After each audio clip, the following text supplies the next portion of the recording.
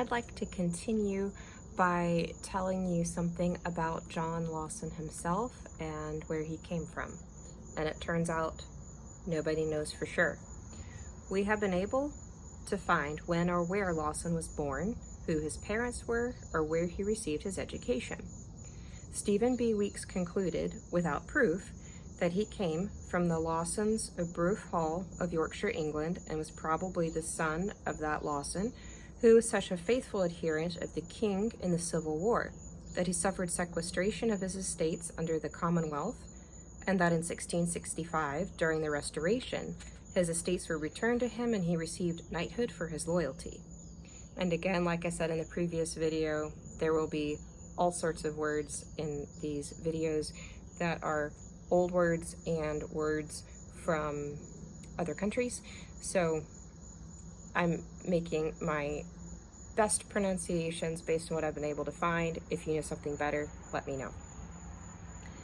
The article on Lawson in the Dictionary of American Biography makes the same assumption that Weeks said that of where Lawson's might have been. Lawson was certainly familiar with Yorkshire, and his book contains many references to towns, rivers, and various physical features of that county in northern England. It is unlikely, however, that he was one of those Lawsons of Bruce Hall. Authorities in the British Museum say that those Lawsons were baronets, and John Lawson does not appear in the genealogies of that particular family. And one British dictionary says that Lawson was a Scotsman. Other encyclopedias say the exact same thing. So nobody actually knows who Lawson was or where he came from. He was a surveyor. In 1708, the Lords Proprietors, those English noblemen, appointed him surveyor. Weeks said this office demanded skill, courage, energy, integrity, and some measure of learning. It conferred a high social rank, brought him into contact with the leading men in the province, and was the best possible preparation for his account of the natural resources of the country. He lived in North Carolina about 10 years.